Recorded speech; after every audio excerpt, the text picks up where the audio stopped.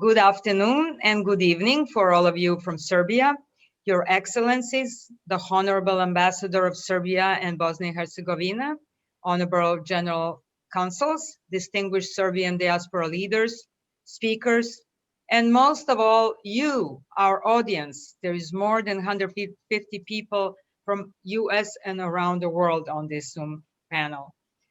Ladies and gentlemen, brothers and sisters, friends, we want to welcome you all to our first and long-awaited conference of the Serbian American Diaspora Leadership, the Vidovdan Horizon 2050 Forum. If you have accepted our invitation, it is because you have a genuine interest in the sustainable and enduring well-being of our people, the Serbian people scattered around the world. And you are here to confirm, ignite, and share the mutual love, appreciation, and also concerns for our people and their motherlands. Serbia with Kosovo and Metohija, Republika Srpska, Crna Gora or Montenegro, and all of the other territories from the former Yugoslavia and many places around the world inhabited by our people. Happy Vidovdan, a day of our diaspora. Happy first anniversary of the Vidovdan Horizon initiative.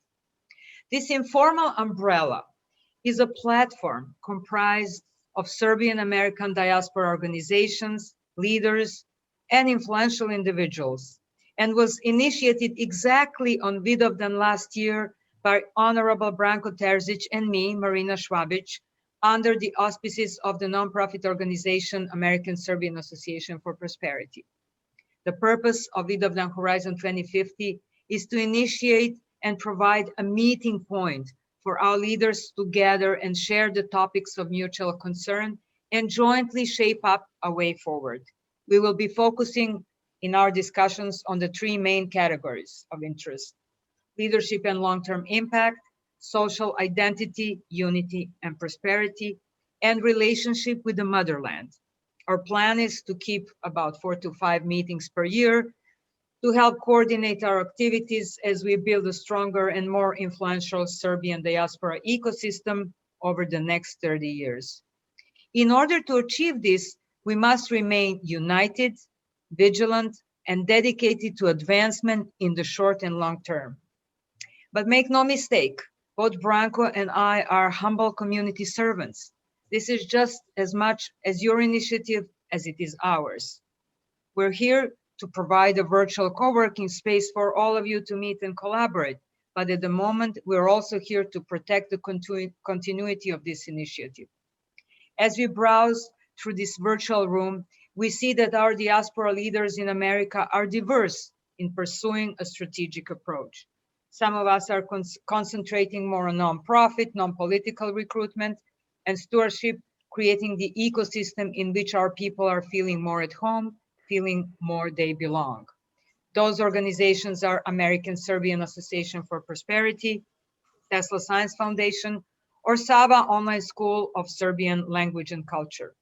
And some of us are using traditional and social media to curate and aggregate the news and comments, thus sparking social engagement and sometimes heated dialogue, like the Serbian Times, Srbobran, Serbian American Professional Networking, and media called the TV Avala.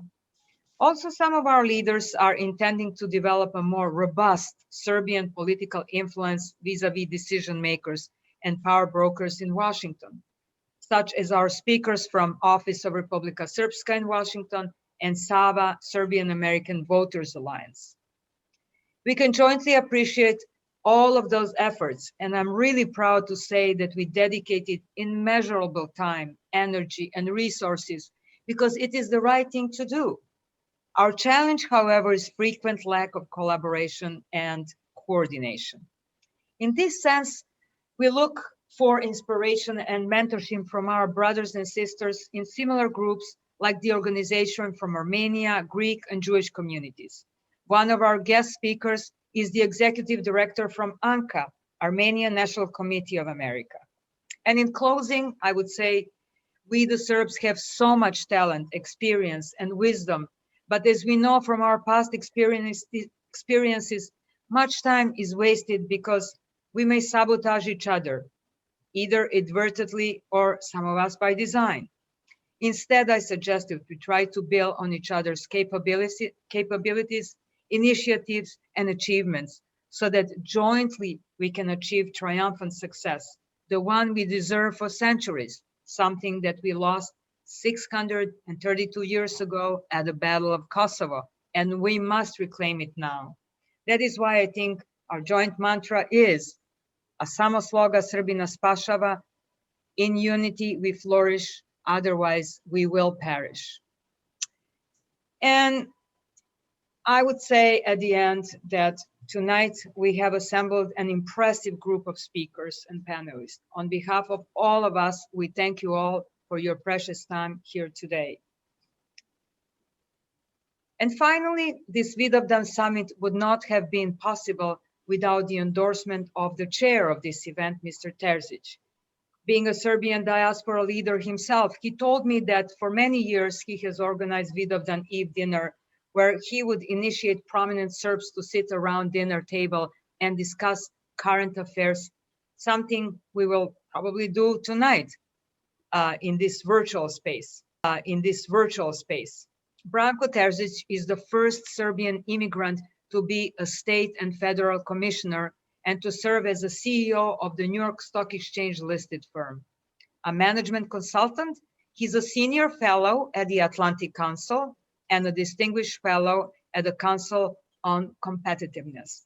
Branko is not only a longtime friend, but he's also a mentor to many of us in the diaspora space, and he's a man who does not need very special introduction. It is a great honor to give a floor to the Honorable Branko Terzic. Thank you very much, Marina. 9 months before Secretary Lansing issued the letter, which Alex read so nicely, in September of 1917, the British Army issued a book in Salonika for the units of British soldiers attached to the Serbian Army. The book was called The Serbs, the Guardians of the Gate. And the author of that book, Professor R.G.F. Rappin, says, the title, The Guardians of the Gate, is borrowed from a phrase applied to the Serbs by several speakers, in particular by Mr. Lord George, Prime Minister of England, in his speech on August 8th, 1917. It is a summary of the services which the Serbs have always done their best to render to Christendom. For their country is, indeed, one of the gateways of civilized Europe. Despite their unhappy divisions and their weakness in numbers, they have never ceased to struggle against the barbarians of Turkestan and Berlin, which at different times have threatened to overthrow the Western nations and the Mediterranean lands. Turning to another author, Anne Kindersley, a professor at Cambridge University, writing in 1976 in her book, The Mountains of Serbia, where she visited many of our monasteries, Professor Kindersley says, Kosovo is the most important date for Serbs in the whole of their history. The actual battle, together with the half-legendary poems it inspired, remains the symbol of Serbian national identity. If the Nemanjid Empire has been proof to the Serbs that they were once a civilized state and could be so again, then Kosovo has been proof that they were warrior heroes. The second piece of knowledge was more necessary for them under Turkish domination because it gave them hope that they could fight again and win their freedom.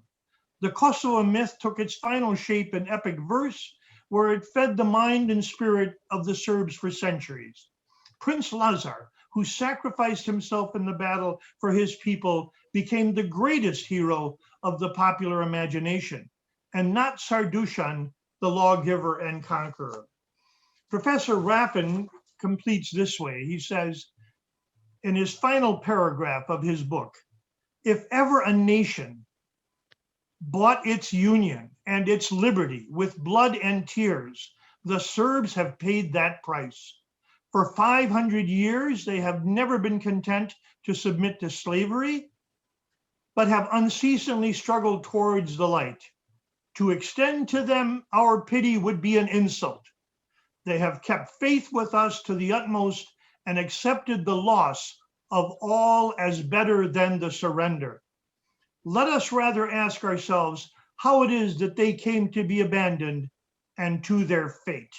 That was in, of course, 1917, and we remind our American friends and British Western allies that Serbia has always been and will continue to be the guardian of the gate. Thank you. Thank you, Branko. Would you please introduce our next guest speaker? Yes, I'm delighted to be able to introduce His Excellency Marko Đurić, the Ambassador of the United States, of Serbia to the United States since the 8th of October 2020. He was previously Director of the Office for 8 years, Director of the Office for Kosovo and Metohija, a significant diplomatic position. He served as a foreign policy advisor to the President of Serbia, and has been a member of the Serbian Progressive Party since its founding in 2008. He currently serves as the party's vice president and is a member of the party's Council on Foreign Policy and European Integration, a law graduate of the University of Belgrade, a distinguished descendant of the great Nikola Pasic, where diplomacy is in his family. We're delighted to have here in the United States Ambassador Đurić. Branko, dear Marina, dear brothers and sisters, it is a true privilege to see you all gathered on the eve of Vidovdan. And I wish you and your families a happy holiday and all the best in the coming period. The past couple of months serving here in Washington, D.C. as Serbia's ambassador has been a real honor and privilege for me. We are living in a year in which we mark 5 important anniversaries, 5 jubilees of Serb and American relationship. This year we are marking the 140th anniversary of official US-Serbia ties. So it was back in 1881 when we established relations between Serbia and the United States, Kingdom of Serbia at the time, and the United States of America.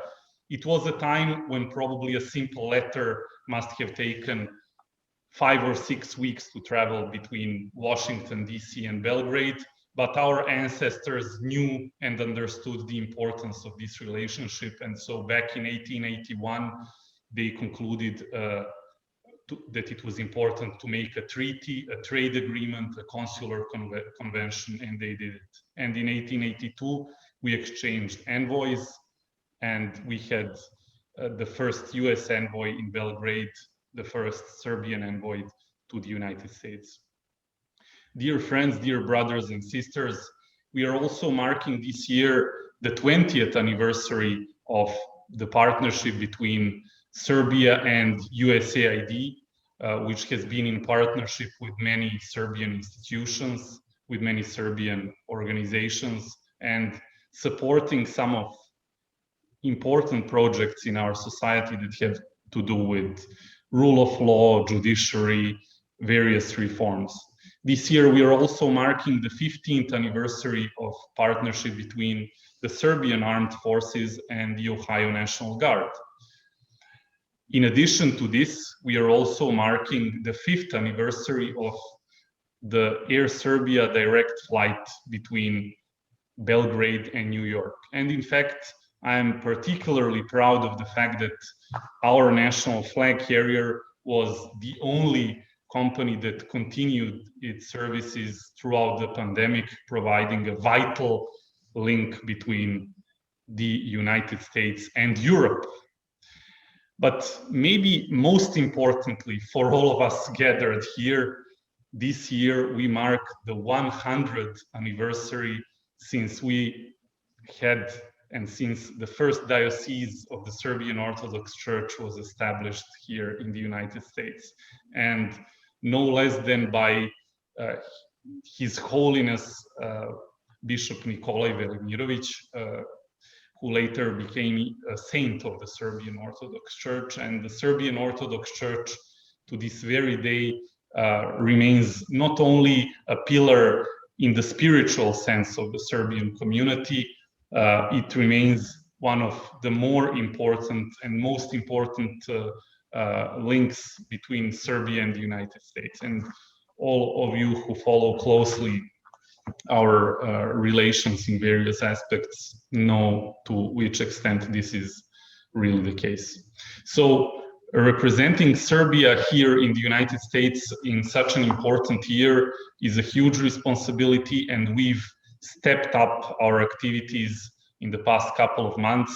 We've engaged with Congress, with the State Department, with the White House, the National Security Council, with all of the federal institutions that are dealing with the relations, not just between Serbia and the United States, but also with relations between the United States and our part of the world.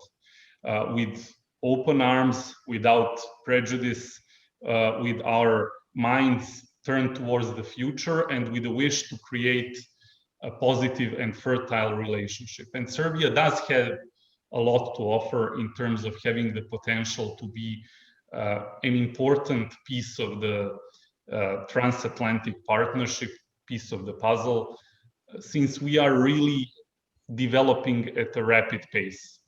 Dear compatriots, dear friends, and dear friends of Serbia, I also want especially to greet our Armenian brother and friend, to whose great work we are, I think, going to look up to in terms of our work with the diaspora. I want to tell you all that you can be proud of the achievements of our motherland, of all of its people in terms of the economy in previous years. Serbia has managed in the past 3 years to attract more than 60% of all investments in Southeastern Europe. We were able to be pioneers in terms of IT and innovation. And although we are in the number of our inhabitants in terms of our population, for example, 10 times smaller than Turkey, we export 3 times as much in IT and software as they do. And this trend is only going to continue. In order to strengthen and boost our ties further, this year we plan to open a Serbian house on the west coast of the United States, which will be a hub for economic cooperation between our high-tech and other companies. We plan to lay the ground for opening another consulate general somewhere in the southeast, which will help to provide better services for our citizens. And we plan throughout the year to organize a series of events commemorating the 140th anniversary. Dear brothers and sisters, I want also to inform you that with a team of young experts, we are working on a project that will be something I hope to discuss with you next time we meet. And this is to create a model, a platform for us to be connected on a more permanent basis in the digital sphere. And I think that the 21st century is the century of migrations. We have to learn how to preserve our identity, culture, everything that we value, our history in this way. And I, at the end, want to very cordially support this fantastic initiative, and you have our full backing, full support, and just keep up the good work. Thank you all and have a great holiday. Dobro večer. Mr. Guillaume? Dobro večer. Čujemo se. Čujemo se, da. Da. Hvala, thank you. Good evening and good afternoon to everybody. I would like to thank Marina and Mr. Terzic for organizing this conference. And since the official language of the conference is English, I think it would be maybe useful to explain to our American fellows and other English speakers who are watching our session why Vidovdan is so important for Serbs and why it should be for all the Europeans and their descendants.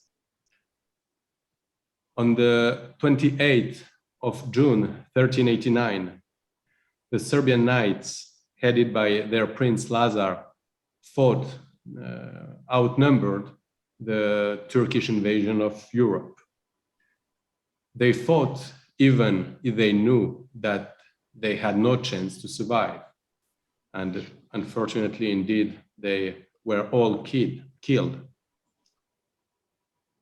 But their sacrifice was not in vain, because they gave Europe a respite. And during the coming centuries, Europe was free, and it is now, actually, thanks to the sacrifice of Serbian nobility on Vidovdan 1389. Serbs were in Krajina, in this region at the border of Ottoman Empire, at the spearhead of the struggle for Europe and its freedom. Or like Mr. Terzic said, they were the guardians of the gate. That is why Vidovdan is so important for Serbs, but also for Europeans and their descendants all over the world.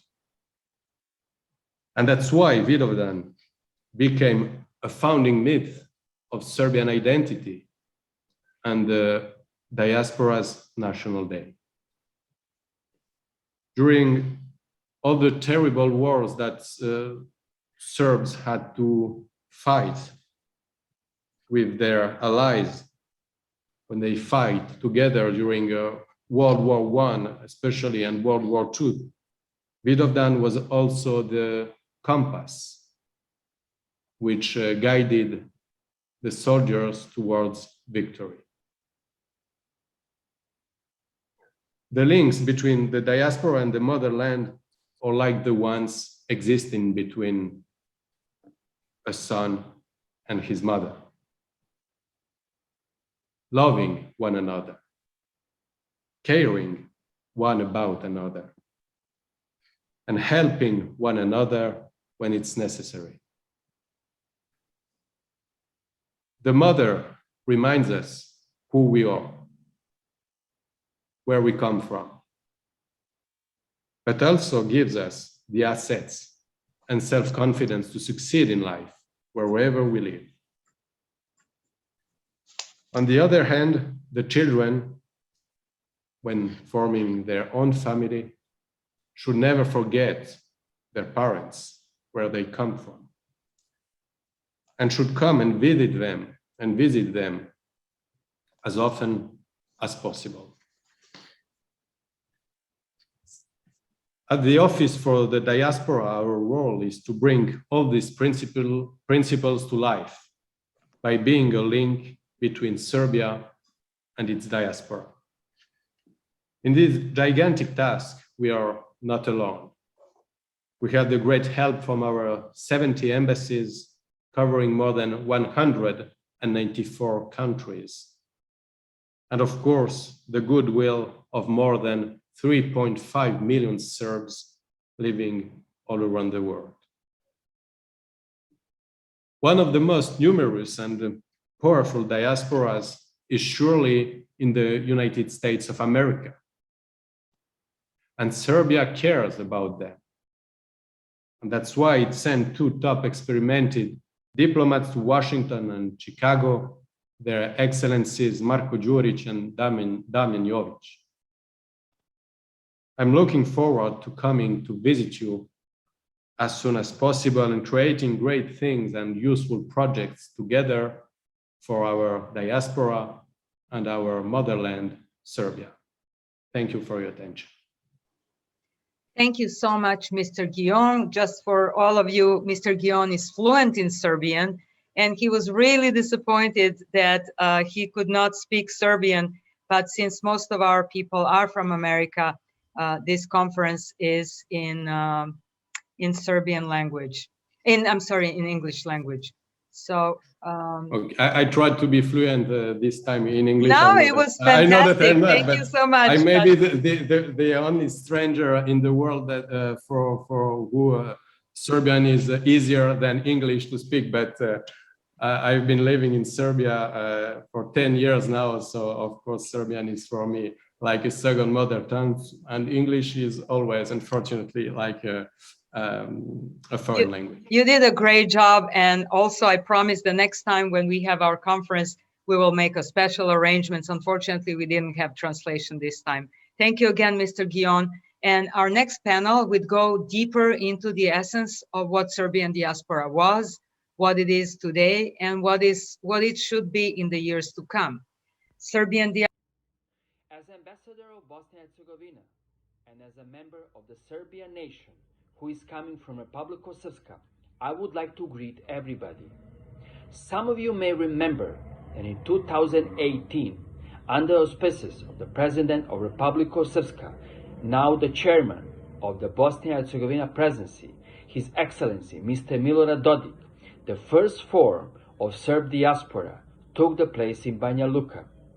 I think the message that should be sent from this webinar, as well as any gathering of Serb diaspora, should be that we are one people, one nation, no matter where we come from, and the Serb diaspora should never be divided, either its geographical location or any other division that may be imposed on us. I would like to let you know that you're always welcome in my embassy, and I look forward meeting all of you personally. I do plan on traveling to various cities in the United States, and I will always meet on diaspora.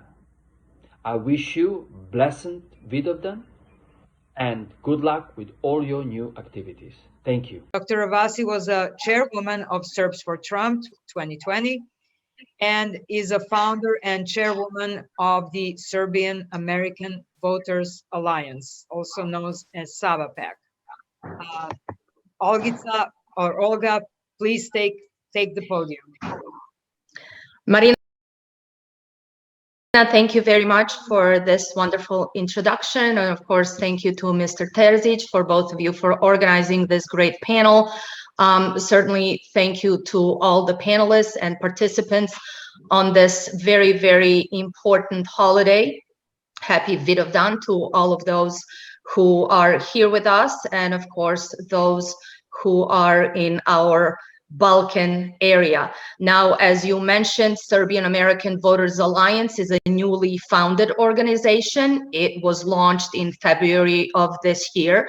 And I am actually very happy to have heard all of these things from our Mr. Obrat Kesic, because that is particularly what we are going to be focusing on coming out of this past election cycle. Now, Serbian American Voters Alliance, or Sava PAC, is a nonpartisan political action committee, and our mission, and we are laser focused on this mission, is to support or defeat candidates for federal office and promote or oppose legislation, public policy, and actions of concern to the Serbian American community. Now, many may not understand what a PAC is, and it is not a lobby, it is not a social organization, it is a tax-exempt organization that collects voluntary contributions and distributes those funds for the purpose of influencing political campaigns, for supporting a political issue, or electing or defeating candidates that are running for federal, state, or local public office. Federal PACs are governed by federal election law. We are registered with Federal Election Committee, and it is one of the first organizations in the diaspora that is specifically founded for this purpose. And this, of course, requires also registration with the IRS under a specific code.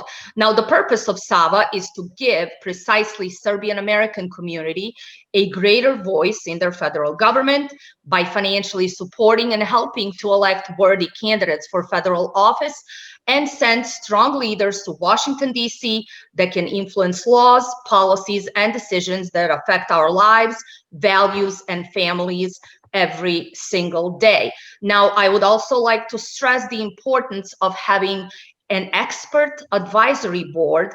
We are very proud to have that type of an organization that, with myself and our advisory board, we together have over 120 years combined in activism in Washington, D.C. The president of our advisory board is Mr. David Vujic. Also serving on the advisory board is former Congressman, the Honorable Ted Poe, who was also the chairman of the Serbian American Congressional Caucus, Mr. Drew Hyatt, who is a close colleague of mine, who is a political operative and a lobbyist, and Dr. Mima Nedeljković, who is also somebody who has served in Washington, D.C. in public and private sector. So as I mentioned, it is an organization that really has that expertise behind it. Now, as Mr. Kesic has outlined the issues that Serbian American community has been faced with, I am happy to follow up on that with this panel. And I am very, very pleased to be joined by, first I must say, two brothers in Christ, Mr. Armen Sahakian, who is the executive director of the Armenian National Committee of America, and of course, Mr. George Kalaf. And it is so interesting that we meet here at this panel together because we have been communicating recently. He serves as the campaign manager for our Attorney General, Mark Brnovich, who we are looking to support as a community. George is a managing partner of the Resolute Group and president of Data Orbital. Welcome, gentlemen. So happy to see you here today. And I'd like to start with Armen on this panel. Now, you have also, as a community, been instrumental in assisting us, as Mr. Kesic pointed out, in trying to solve some of these issues that we as a community have been faced with. But I must admit that Serbian American community has somewhat lagged behind in terms of that lobbying, consistent lobbying presence in Washington, D.C. As we know, those of us that have been there consistently, Washington, D.C. does not sleep. Now, Armen, I have to point to something that is also very important, and of course, not congratulate, because that is a horrific thing that has happened to your community, but to commend your community on persistence and on conviction, on justice, and finally having the Armenian genocide recognized.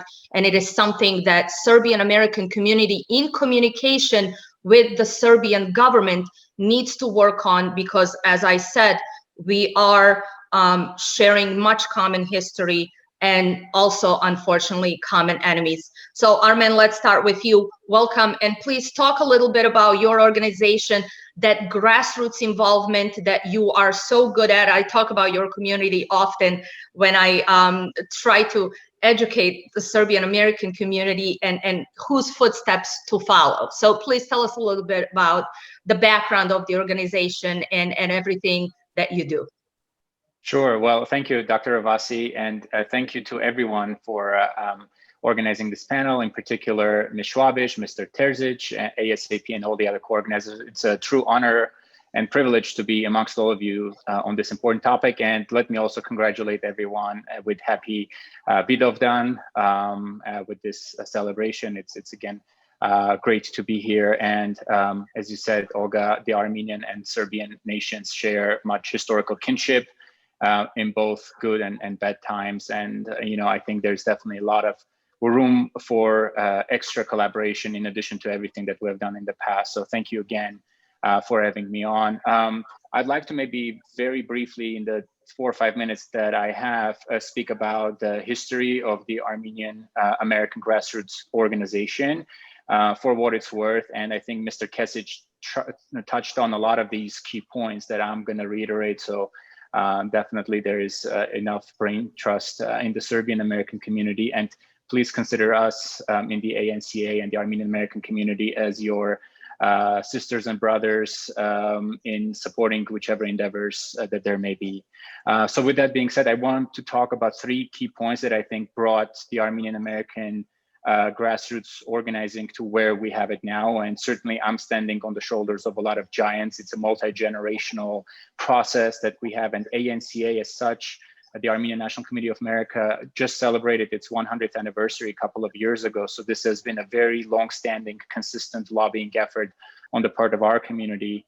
As such, the Armenian community here has been able to, what I call, do network cultivation. So in effect, we've been able to organize religious, educational, youth, cultural, philanthropic, and political affairs under one big umbrella. In other words, we have a whole sister of organizations, family in all of those different regards. And so we all kind of cross-pollinate each other and ensure that the new generation is trained, the current activists are mobilized, and we get to be where we are, despite the fact that we're only about maybe 1.5 million strong diaspora in the United States. In sheer percentage volume, we're definitely not as big, but in terms of our mobilization, that has been able to get us where we are. The second point I want to talk about is civic engagement, obviously, because if we're organizing the grassroots, it is important to organize our activities in the civic realm as well. And again, a lot of these themes are overlapping with what was already discussed, but ranging from elections, what Saba is trying to do, to putting forth candidates who are either supporting Serbian American policy priorities or Serbian Americans themselves. At the moment, we have 3 Armenian Americans who are serving in the House of Representatives, and I can tell you that's definitely a big boon to advancing our community priorities in the United States Congress, in addition to the 150 plus strong caucus, Armenian caucus in the United States Congress that, again, we've been able to cultivate over time. We have state level elected officials, local, county. So that's definitely something that needs to be worked on a constant basis. But in addition to that, and there was a Q&A section question about this on the census, we were very active in the census process, currently in the redistricting process, making sure that the Armenian community voice in the United States is properly represented in each of the levels of government so that our voice doesn't get diluted and is even better represented in all the levels of government, as well as town halls, congressional August recess meetings. There's the need for a consistent engagement with elected officials, with government, to make sure that our policy priorities have been advanced, and that's exactly what we're doing. And we're doing it not only as the Armenian lobby as such, but in effect, it is a grassroots effort. So we have individual activists anywhere from Nebraska to Hawaii. We have chapters, over 60 chapters throughout the United States. And we have also recently deployed a system that we call rapid responders, where at any point in time, within 24 hours, we can dispatch tens of thousands of letters to any given number of elected officials. So our community members give us the permission to use their name and address and give them a 24-hour notice ahead of dispatching these letters to be able to even more automatically reinvigorate and invigorate our community here in the US.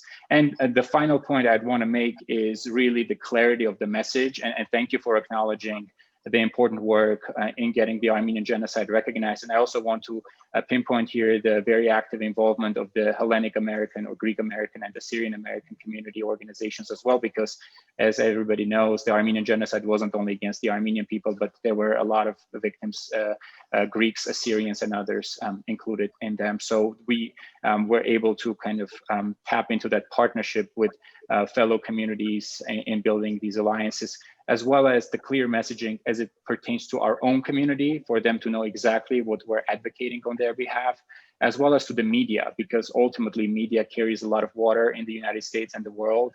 And so it has been very critical for us to constantly and consistently engage with all of these different stakeholders in ensuring that our message is heard loud and clear, from the White House all the way to the local city council in Maine or Vermont or the state of Washington. So those are, I think, the 3 key factors in my estimation that I would highlight as far as the Armenian American community success is concerned. Certainly, it's not an earth-shattering revelations I've made, but it does entail consistency in the process, to be always engaged, because the moment you drop the ball, you almost have to start all over again from zero. So that is, I think, the valuable lesson learned from the Armenian American community. And again, we can elaborate on these for hours or days on end, but I'll probably stop it here. Thank you again for having me, and looking forward to many, many more collaborations with our Serbian sisters and brothers moving forward. Armen, thank you. And there are several questions that we could unpack, and I would love to go into that a little bit more in detail. But going to George now, and we are so happy to have you on, because Attorney General Mark Brnovich is somebody who we have followed for such a long time. Very pleased that he is running for Senate in Arizona. right now, but coming off of this past election, and you are the numbers guy, you're the data guy, you know exactly what goes on at that grassroots level, because it is something that we have been trying to focus on just during this past electoral process. Before we go into specifically the campaign, and I'm hoping we are going to get to talk to Attorney General Brnovich, talk to me a little bit about 2020, and we are all looking towards 2022. What are your thoughts, especially you work in Maricopa County? Tell me about the campaign right now. What is happening? What are you guys doing to ensure that electoral integrity, because it is something that is hanging over all of our heads currently? Well, thank you so much for having me on. Thank you, Mr. Terzic and Ms. Schwabik for inviting me. It is always a pleasure to be able to speak to communities. I myself am Lebanese, born in Lebanon, and have many generations as well of Christians who stood up and fought for our values and rights. And I'm honored to continue that in my work today as a political consultant. And happy Vidovdan to everyone on this call. Obviously, my name is George Califf, and I'm the managing partner of the Resolute Group, which is a PR and political consulting firm that's based in Phoenix with a presence now in Washington, D.C. Obviously, 2020 was a very important election. Every election is important, but the country really has not, the various components of the country have never been farther apart than ever. And unfortunately, the casualties are communities like the Serbian community, the Armenian community, and others, because we are very small and rely on cohesion to be able to really amplify the voice. And obviously, there's a tremendous amount of discohesion in the community and in the nation. Obviously, there's a lot of work to be done to bring people together. Our data firm, as was alluded to, Data Orbital, which I'm the president of, and was actually the first firm that I founded 7 years ago. We did a lot of survey research work in the state of Arizona and across the country. And I could not underscore enough to Armin's point and others that have talked about the necessity for grassroots activism.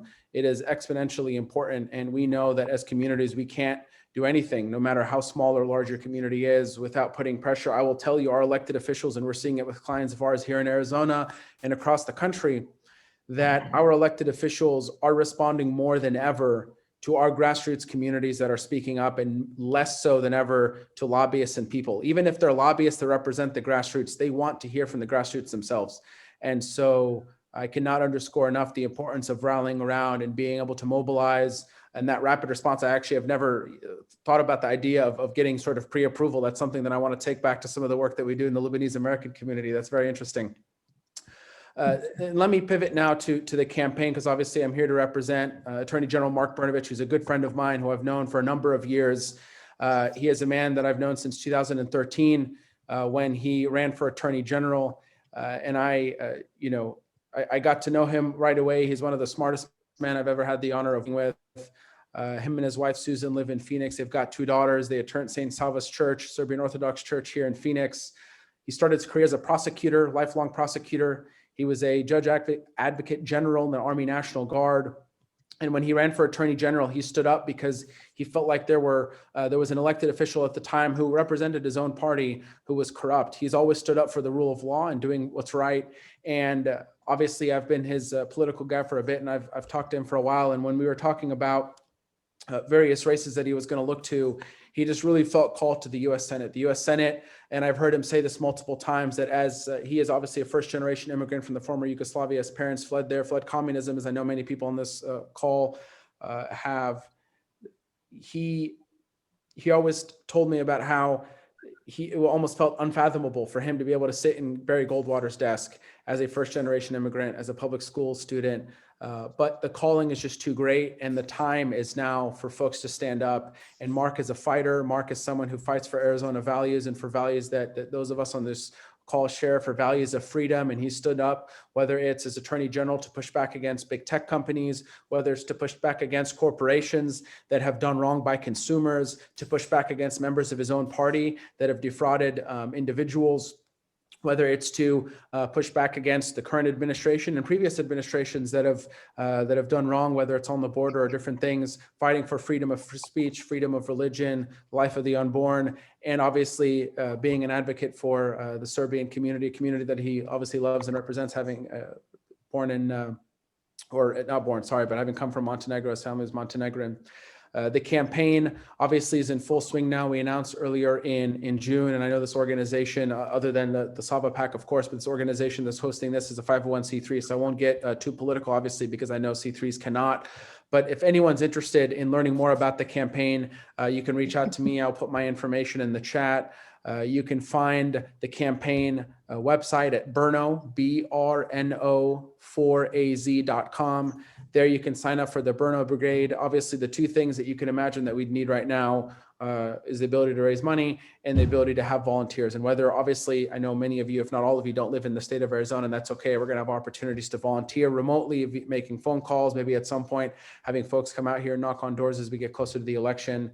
But again, I know as a member, again, of the Lebanese community, how impactful it is to have an elected official in Congress, let alone in the U.S. Senate, that represents the community and community interests. And obviously, Attorney General Mark Brnovich would be that for the Serbian community. And I know the community means a lot to him and to his entire family. And I just thank you so much for allowing me to be on today to talk briefly about the campaign. And I will, like I said, put my information, my email in the chat so that you guys can reach out to me at any point. Thank you so much. Brothers and sisters, happy Vidovdan. We are probably only nation around the globe that celebrate a holiday like our Vidovdan. And I'm very proud we have this holiday, but it would be very hard to understand for a lot of people what we really celebrate and how all these other things happen in a Vidovdan. Almost every year I'm scared what is next, what's going to happen. But I'm not going to get involved in this. I think Marina called me for different reason. And I'm president of Tesla Science Foundation and Tesla Naučna Fundacija Serbia. And our mission is to promote Nikola Tesla and his science. 20 years ago when we started working, we just have little meetings and something. After this, we are first people would make 70 years later, we are able to come in New Yorker hotel after Tesla Day, and we make conference there. We open a little museum there, and we donate Tesla bus and some other stuff. We donate 12 Tesla bus around the globe in the places what we believe it's most important places. I'm very proud also we have Tesla bus here in the Franklin Institute where we're doing volunteer work for years and years and showing the different kids and teachers and citizens things about Tesla. But for the last 10, 12 years, we also have inside an organization, other organization named Tesla People, Tesla Narod. A lot of people asking me how this much Tesla People and Science Foundation. It is really important what we're doing here, and we're really doing a lot of research, and we can really fit in all this. We built a website where you can really see all details.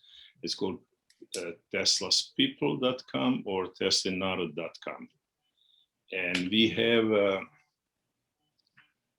3,500 people.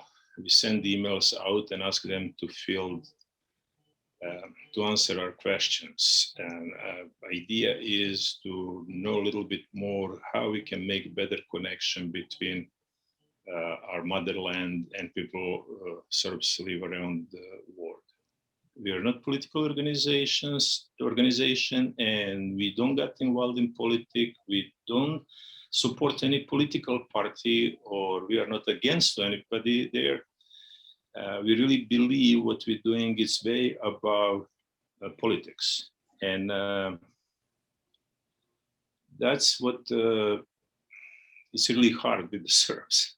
So whatever they say, they always turn to politics, and that's definitely what we don't want. Marko Lopushina, a dozen other people with our group, and I work on a book, Tesla People. And Tesla People book should be published by January 16 when we have conference in New Yorker Hotel. That would be probably something that's gonna give a lot of answers. What is solution and how we can make things better for all of us.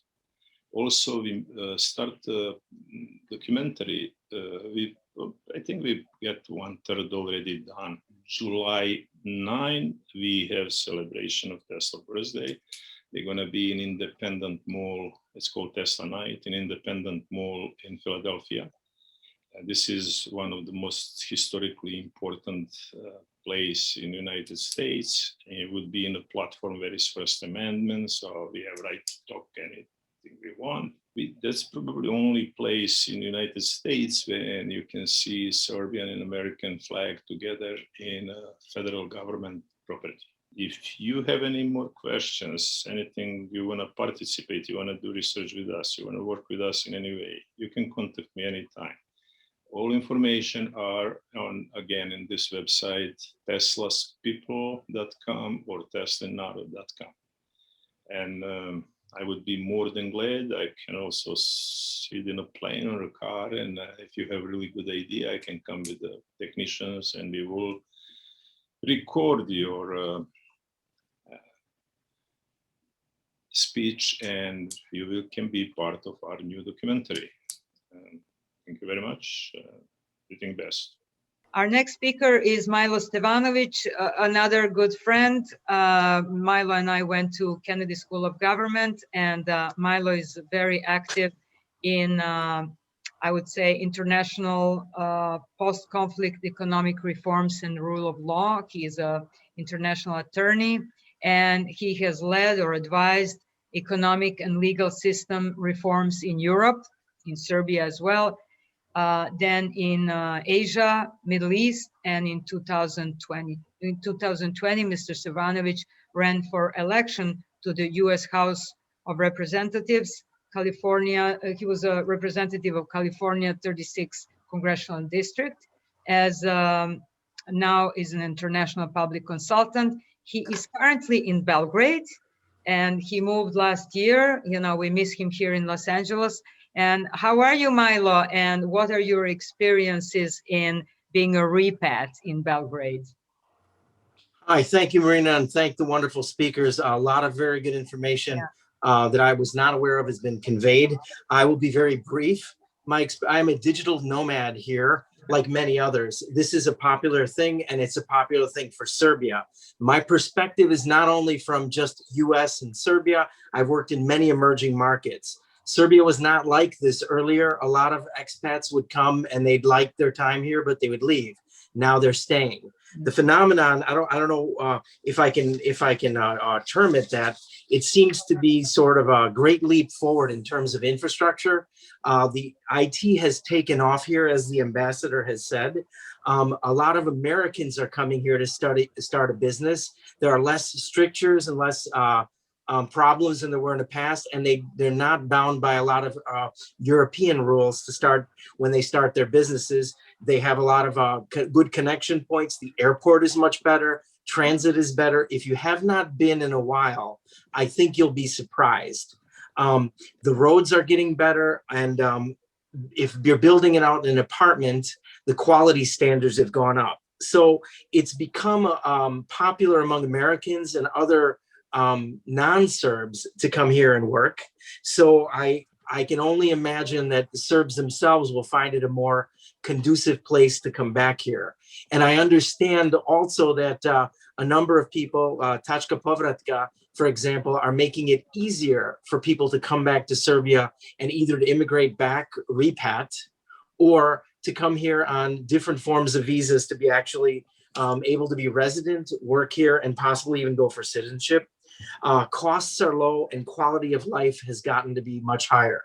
So you all know about the food and nightlife, but now business is easier to conduct. You can look at the World Bank doing business standards and look at what third parties have evaluated Serbia comparatively. You'll notice they've been going up in a lot of the numbers. So objectively, it wasn't like this before. It is more now compared to other emerging markets in the region. This has started to become a popular place. So explore not only for patriotic reasons, but also to take a look just from this ordinary standards of where do we go next. Serbia is getting on the map.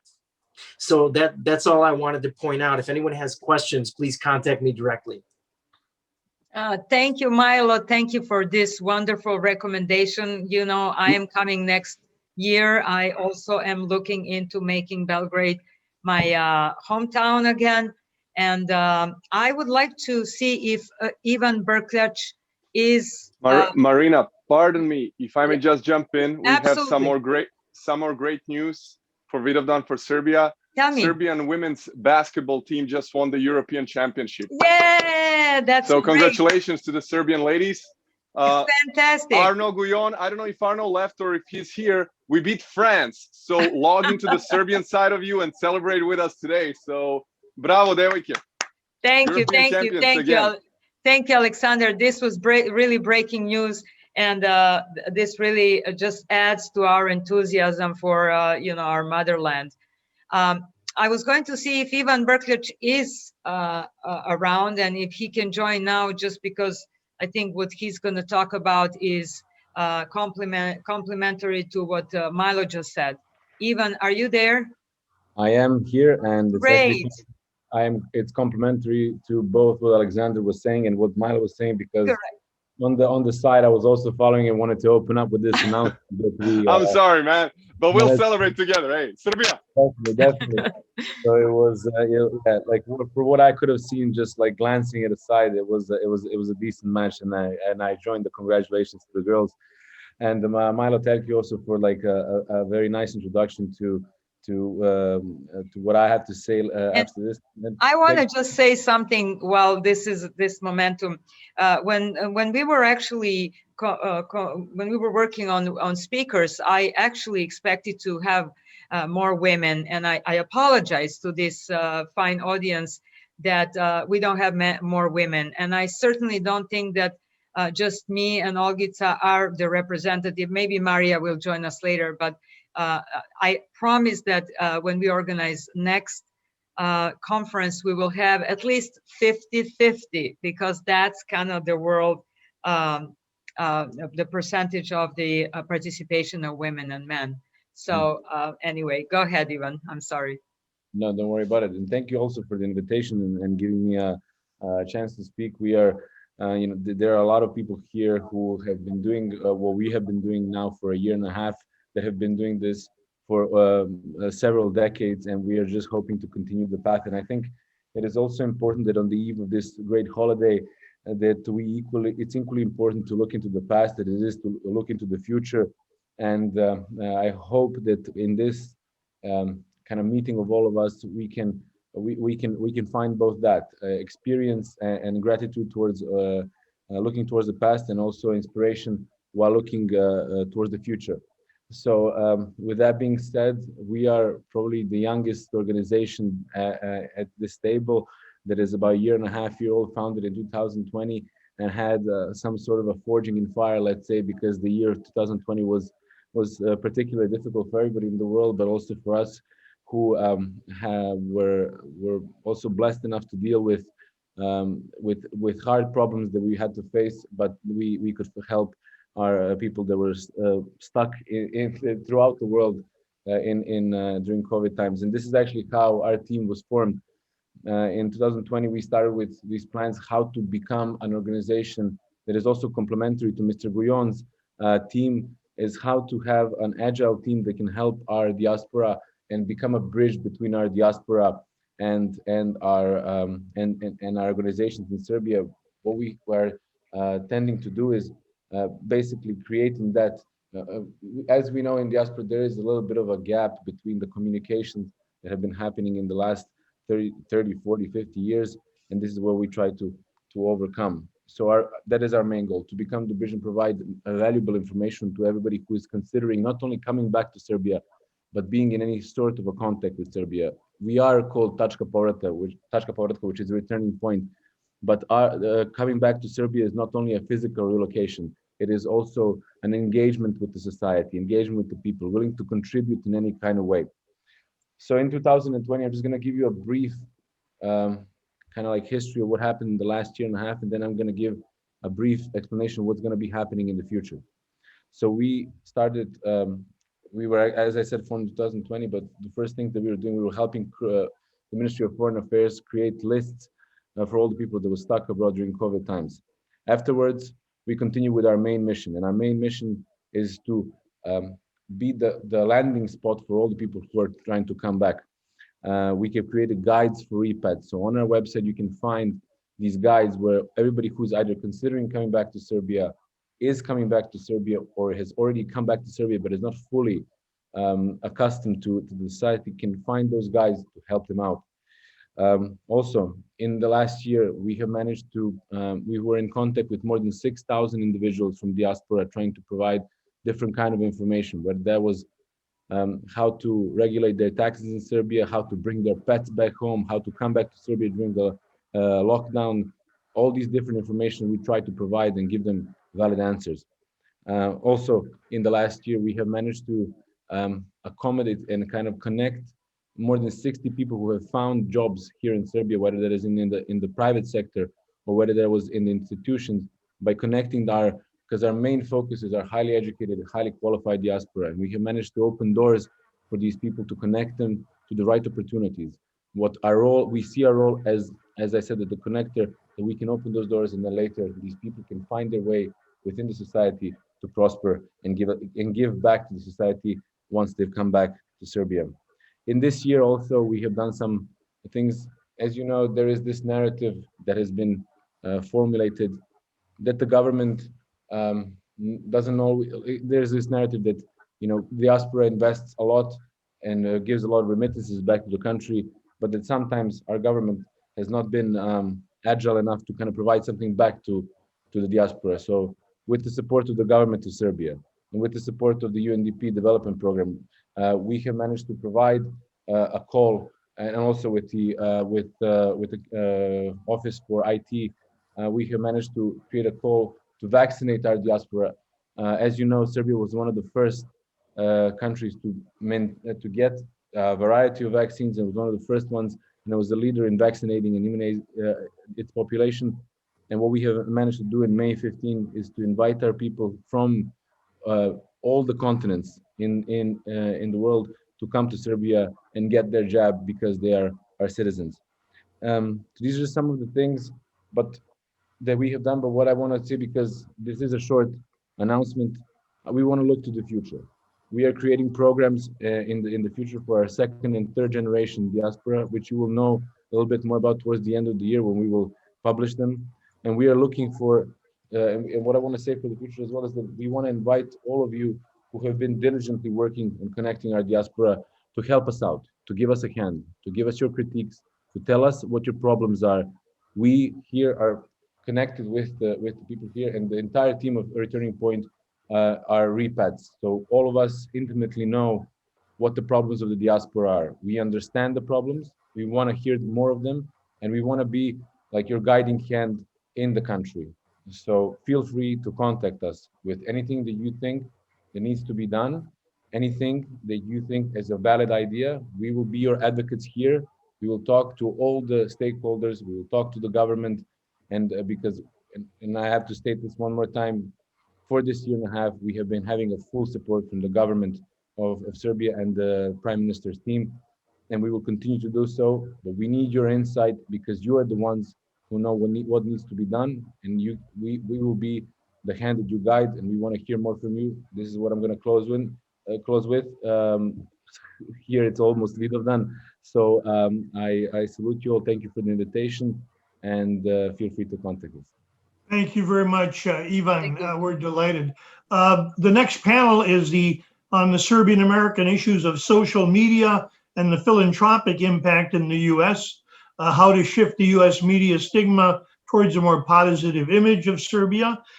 We've asked Alex Machaski to open the panel and preside. Alex is the retired publisher, president, and CEO of the Cleveland Plain Dealer, Ohio's largest newspaper, one of the most distinguished newspapers in the U.S. when he was there. Alex is also a musician of Serbian music, a prominent member of the Serbian community across the United States, and I would say the Orthodox community too, having been the president of the International Orthodox Christian Charities. He's also the founder and patron of the Serbian Cultural Garden in Cleveland, which you can visit. And he is the honorary consul of the Republic of Serbia in Ohio. I'm very pleased to introduce Alex Macheski.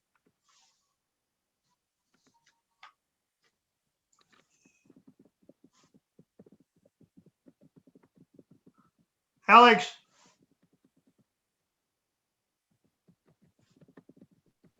Okay, can you hear me now? Now, yeah. Okay, thank you, Branko, and thank you, Marina. Čestitam ti Vidovdan praznik. Years ago, effort by the Serbian Unity Congress to form a Serbian Anti-Defamation Association called SADA.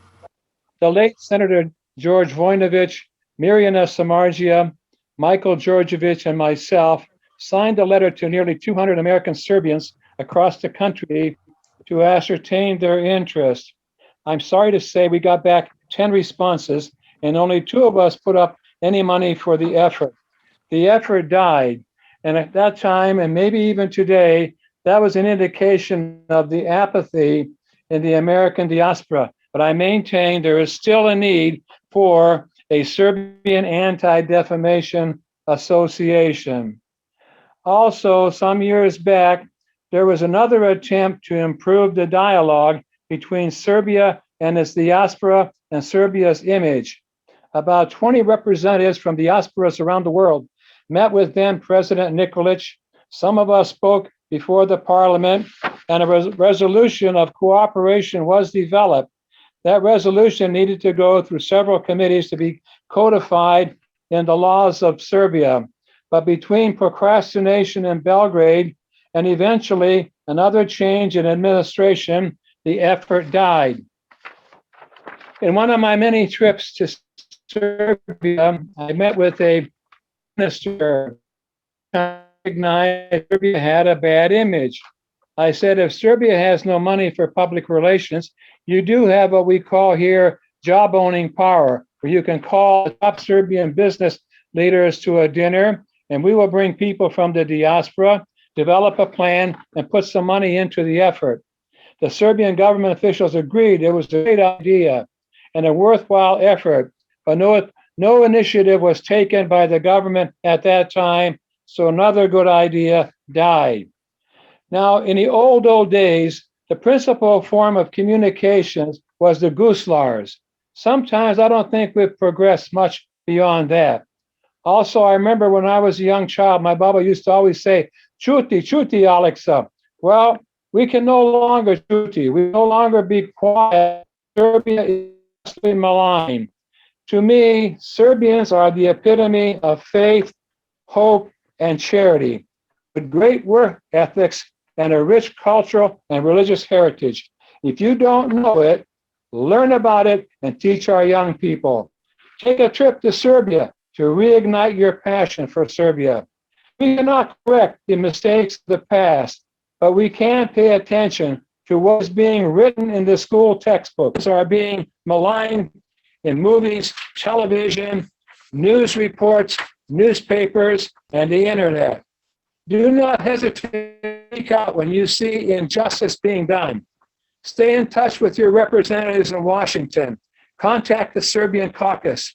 Use Facebook and your personal email list and energize your Serbian church communities to speak out against the demonization of Serbia. And of course, follow the posting of Serbian American Voter Alliance. Find good information there. And as Obradovich says, don't overlook the think tanks. They formulate an awful lot of policy, and so often their heads are screwed up. Above all, don't just dwell on the past, but promote our beautiful heritage, culture, and traditions. There is a wonderful anthology of Serbian short stories, satire, prose, Serbian plays, Serbian comedies, edited by our Dr. Ranko Makasinovic. His introductions are excellent. There should be one of these Serbian anthologies in every church library, not in everyone's home and public library. We have so much more to promote in Serbian culture than just music and dance. When is the last time you went to a Serbian play or opera in the United States? Probably never. It would be great to produce these events in Serbian communities and invite friends, government officials, and the media to see the positive side of Serbia. Yes, in Cleveland, we have created the Serbian Cultural Garden in Rockefeller Park, one of 35 nationality gardens in the park whose theme is peace through understanding. I might add, we have 3 women, more than any other garden, in our garden. We have such significant figures in our garden as the bust of King Peter, Michael Pupin, Petar Petrovich Njegoš, Stefan Mokranjac, Vuk Karasic, Nikola Tesla, Mileva Maric, Milutin Milankovic, and Nadezhda Petrovic. And on Sunday, this coming July 11th, we will dedicate our latest bust, Desanka Maksimovic. One final item. Serbia is the largest grower of raspberries in Europe. The next time you spread jam on your palachinkas, ask the jam makers in the U.S. why they don't buy their raspberry from Serbia. Želim vam sve najbolje. On the eve of Vidovdan, we come together to reflect on our past, to acknowledge the sacrifices of our forefathers and mothers, so that we as a people may gather together in freedom to celebrate our faith, to embrace our traditions, and to work together to build a better future for our community here in the United States, but also for our brothers and sisters who still remain in Serbia and in Serbian lands. For both the Serbian and the American people, our work is important, because Serbians have been a part of this nation's fabric here in the United States for so very long and have made significant contributions. I think it's very important to understand that we are a living bridge between Serbia, the Serbian lands, and America. Like so many others before us, through our activism, work, and ideals, we contribute to this fabric and foundation of both America and Serbia. Tesla, Pupin, Velimirovic, Simic, Bogdanic, Bogdanovic, Lalic, Muslin, Fisher, Page, Sion, Malden, and so many others have built and united Serbia with America in a permanent interwoven fabric of people, ideas, traditions, and talents. Our interwoven cultural, historical, political, and civilizational Serbian-American quilt is an emotional bond of values shared and experiences shared. This is why so many Serbs felt such an intense feeling of betrayal during the 1990s, a feeling of betrayal like that of a love lost or of a sibling who betrays his brother or sister. This is why so many Serbs and Serbian Americans in the US withdrew from public life and political activism and sought the comfort of their own communities, because during the 1990s, they were constantly vilified, attacked as a people, and had to undergo the worst type of insults and demonization that any people can experience in a democratic society. This was a stark contrast to the periods of great Serbian influence in American public life and politics during World War I, World War II, and the Cold War period. And previous speakers spoke about these periods of time when Serbs enjoyed an enhanced image of influence in the United States, perhaps best symbolized by the Serbian flag flying over the White House during World War I, or of the commemorations that continue today of Operation Halyard, the largest rescue of American aviators in history behind enemy lines. During the Cold War, the Serbian American community was part of the anti-communist coalition. The voices of Serbian American activists were very important, not only because of the contributions that Serbian Americans made during World War II, and also that were made in establishing American institutions like the CIA following World War II, but Serbian Americans were very much, a wardrobe malfunction or technical malfunction. But Serbian Americans were very visible in American institutions. There was a whole generation of Serbians who were in the American military who returned home and began to serve in American institutions of government. This was a period of time where the Serbian American voice was heard very often in public life, made great contributions like the Apollo program at NASA, made great contributions in terms of the fields of sports, fields of literature, film. This entire period during the Cold War was the height of Serbian influence. So when the 1990s came and the disintegration of Yugoslavia, and when Serbs were vilified as aggressors and those who caused so much pain and suffering to their former neighbors in the former Yugoslavia, it became very difficult for the Serbian voice to be heard in the United States, especially given the one-sided media picture that was being created through American media, newspapers, and especially in coverage of the wars in the former Yugoslavia at CNN, which had an enormous impact on decision-making within Washington, D.C. Now, the goals when we came together in the 1990s were very straightforward.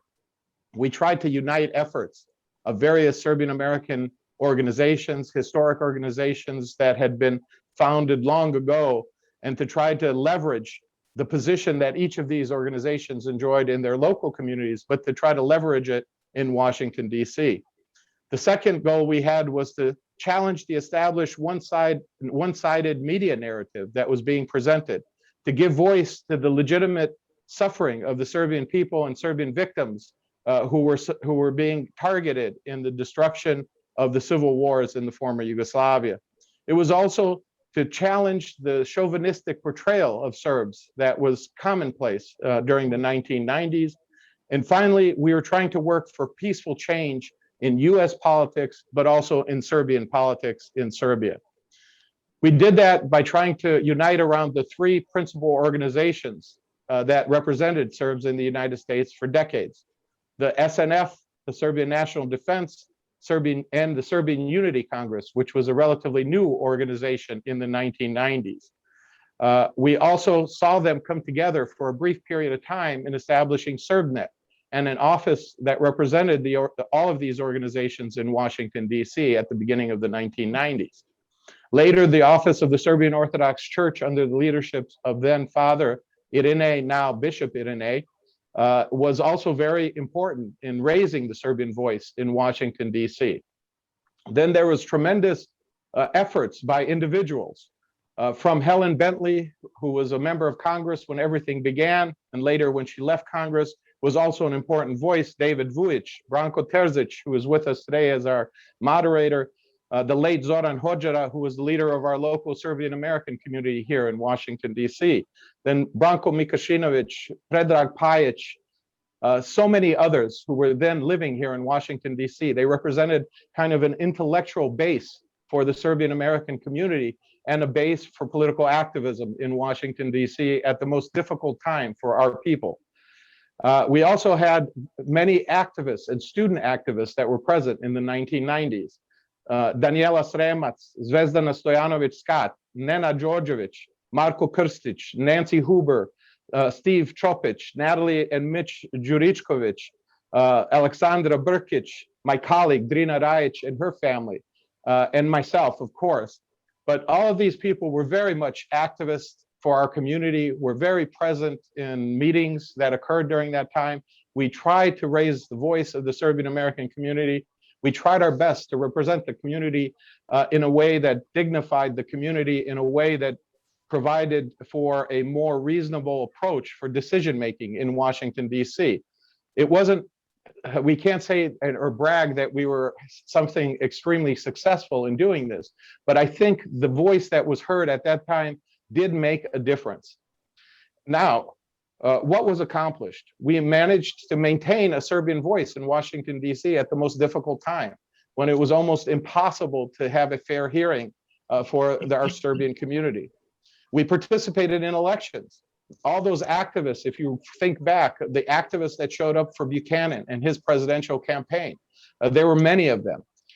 We were very involved in the Democratic Party. I was among 13 people who created an organization in the DNC called the National Democratic Ethnic Coordinating Council, which now is a council of the DNC and represented various ethnic communities from Europe in the political decision-making within the Democratic Party.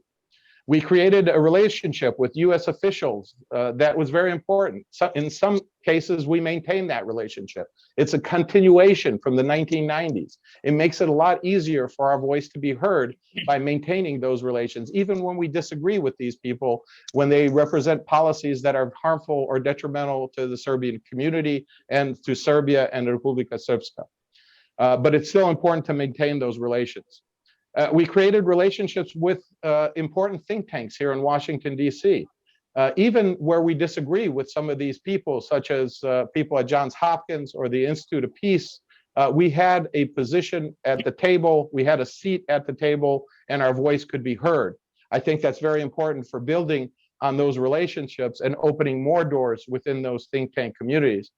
And finally, we created cooperation with other ethnic communities, those that I mentioned, but also the Ethiopian community, which is very much present and strong here and vibrant in the United States, and now has its own challenges with the unfortunate civil war within Ethiopia. And now what needs to be done? Let me finish with this. What can we do and what needs to be done? We need to educate and motivate our community to get involved in US public life and in politics. Because if we are not involved, our voice is diminished. If we're not involved, others will be involved and to our detriment. So we need to get more involvement from our community, especially at the local levels. Get them involved in local municipal politics and elections, but also in state politics and elections, and then of course, federal elections. We need to try to build a unified voice on key issues to our community. We need to call for the fair treatment of Serbian interests and aspirations among the DC policymakers. So we need to be advocates, calling for them to approach every problem in a fair way, in a balanced way, not prejudiced by the images and the stereotypes that were created during the 1990s. Secondly, we need to condemn and confront discrimination and challenge chauvinism whenever it rears its ugly head. We need to highlight this, we need to confront it, and we need to condemn it as a community and community activists.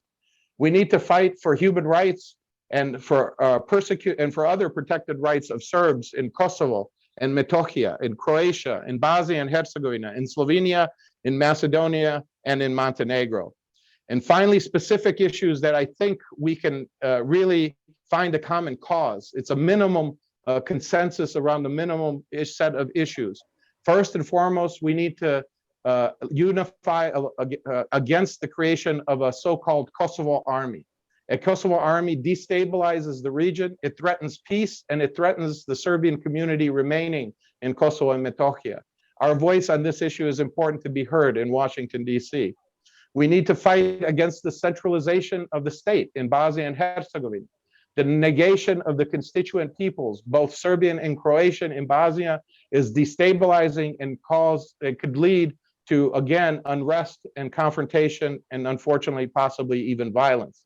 And finally, we can also call on the EU and the US to support Serbia when it comes to dealing with the problem of migration and of a large number of migrants that are still in Serbia and in territory of Bosnia and Herzegovina and throughout the region. This Vidovdan, let us make a commitment to each other, to work together, to do everything we can to build something that is lasting for our Serbian community, not only in Washington, D.C., but throughout the United States, so that our voice can be heard and that our young men and women can engage in politics in the conviction that they are making a contribution to the future of their people, but to the future of this country.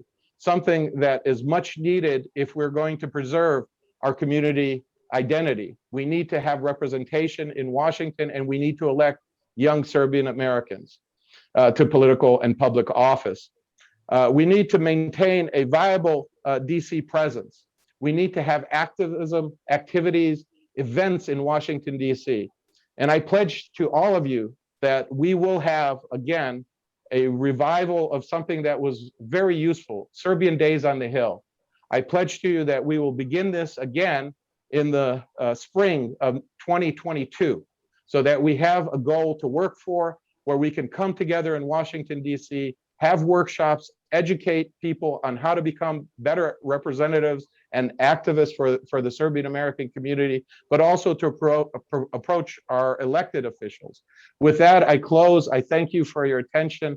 I wish all of you and your families a blessed holiday, this Vidovdan, and I ask that you all try to think about how we can all individually make a contribution to a common effort that would benefit our people. And our next panel would go deeper into the essence of what Serbian diaspora was, what it is today, and what it should be in the years to come. Serbian diaspora ecosystem has a rich history and tradition, and to reminiscence on the past of our diaspora movement and how Vidovdan was celebrated in the last century is Mr. Goran Debelnogic, a lawyer and activist from Cleveland, Ohio, who spent many years organizing Serbs in New York metropolitan area and in northern East Ohio. Through his personal and professional efforts, he has helped establish numerous organizations and organized large Serbian sporting and cultural events, promoting collaboration between Serbs from North America and with Serbian people in the Balkans. Mr. Goran Debelnogic. Thank you, Marina, and happy Vidovdan to everyone from Serbia and America. Dear brothers and sisters, Serbians living in America constitute a large and dynamic community. Serbian migrations to America span more than 200 years, as early as 1700s, with arrivals of Dalmatian and Montenegrin Serbs to French Louisiana. Most Serbs in the 18th and 19th centuries arrived from French and Austro-Hungarian occupied territories, while most of the 20th century Serbs came from Yugoslavia. With each wave, a new class of Serbs have moved abroad in pursuit of freedom, economic, academic, and professional opportunities. The history of the Serbian diaspora is closely linked to the complex historic issues in the larger Balkan Peninsula. The initial Serbian immigrants to America, facing lack of any community or place of worship, joined Greeks or Russians to help build first communities and Orthodox churches. Such first initial effort was in New Orleans, where Serbs such as Mihailo Drašković from Herzegovina organized the Serbian community, and with the Greeks jointly built the Holy Trinity Orthodox Church in 1865. Not long after that, Serbs in New Orleans learned that their traditions and identity were quite different from Greeks. So they opened the first Serbian church in America, St. Spiridon in New Orleans in 1870. Serbs from Louisiana migrated to the west during the gold rush, and the church had to close around 1885.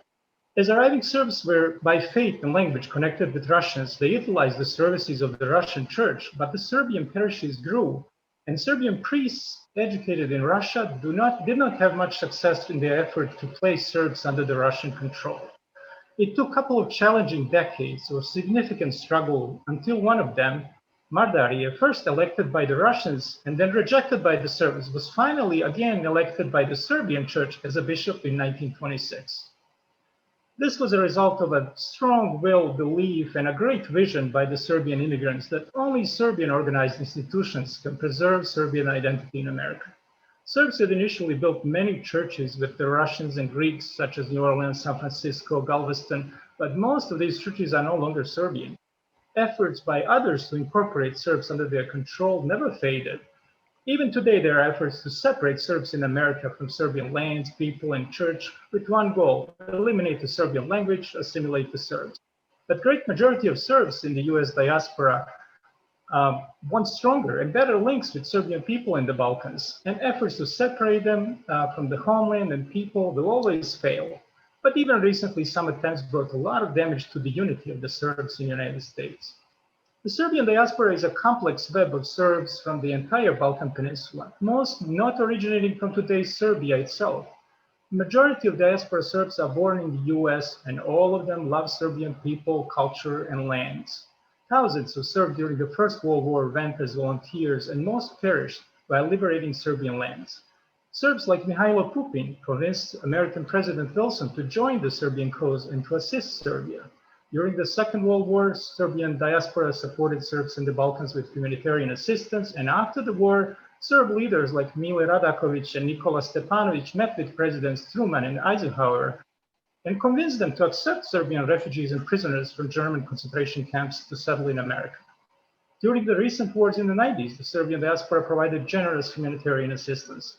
Serbs from America are known for their generosity during natural disasters, earthquakes, floods, but also through remittances and investment in Serbian lands. Unfortunately, the Serbian diaspora in America has never had its own country to connect with, and it's yet to have a meaningful relationship with any home country in the Balkans.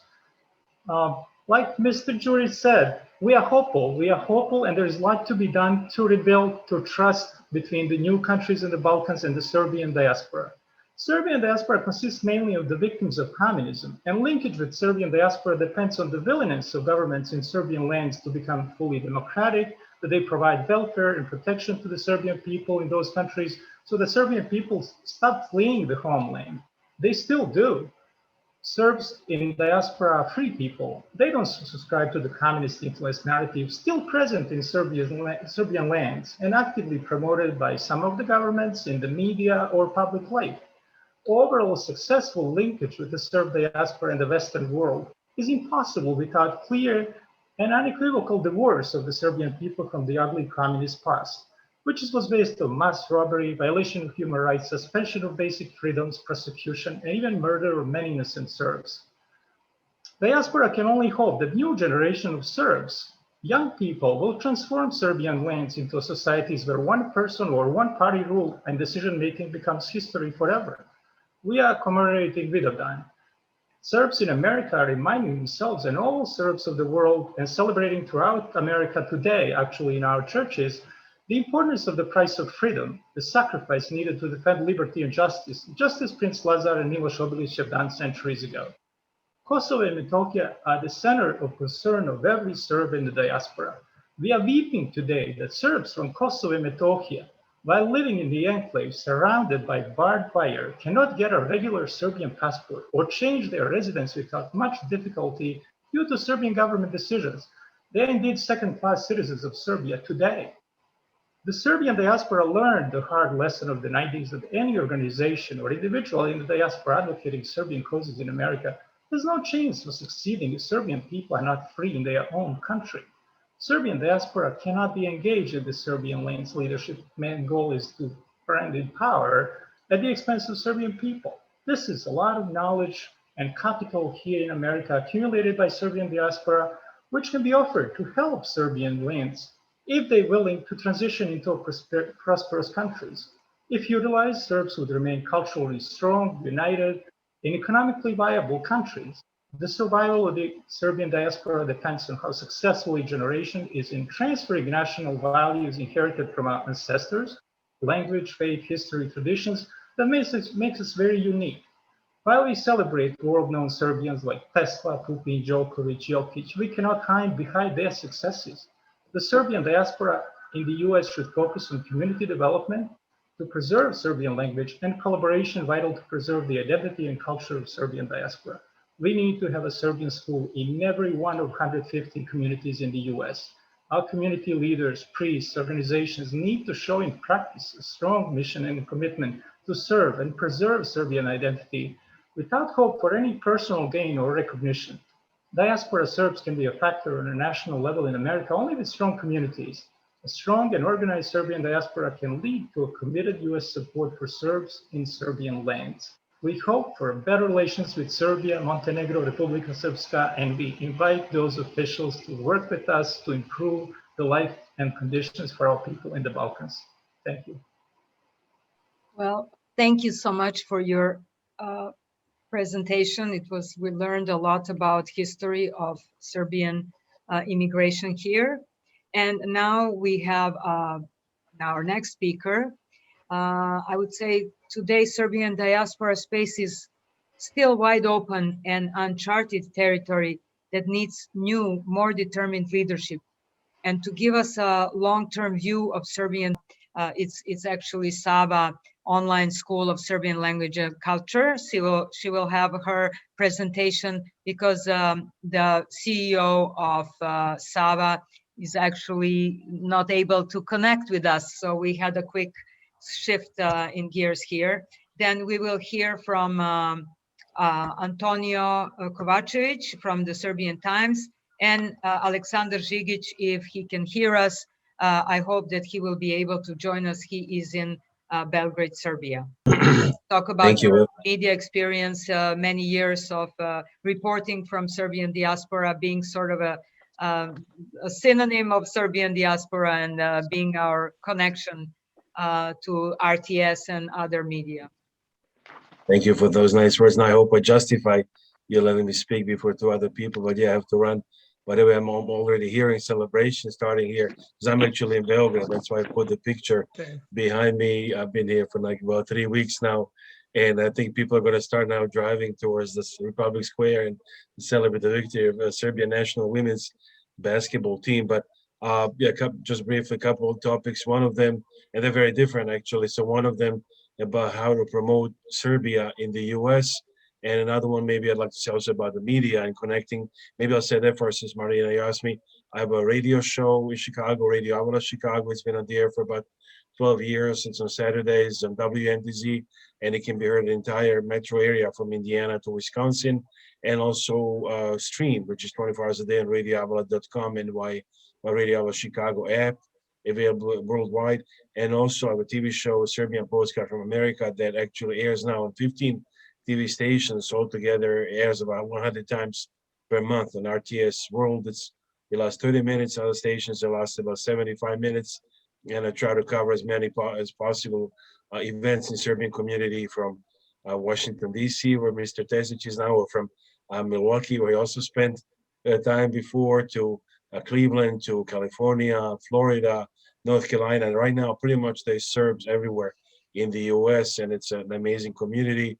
And I think it's just important to find ways how to connect Serbian community inside the US, one thing, and another, how to connect Serbian American community with Serbia itself. So just one thought on that. I think that might be one thing is here now we're doing on Zoom, but maybe to organize an annual gathering of Serbian representatives from different parts of the US together and share some ideas and give proposals, do it for a couple of days, and that way make everybody stronger. Because, for example, now we have wonderful churches, even, for example, in Chicago area, there's 18 churches and monasteries, and they're all very strong by themselves, but they're not always very informed about what everybody else is doing and how to make everybody stronger. And then the same thing, maybe send a delegation to Serbia every year and present the desires of the Serbian American community, what we want. And it isn't just what we want. Actually, I've been here in Belgrade last few weeks, and almost everybody I meet, a lot of people have relatives or friends or are interested in visiting the US. So diaspora,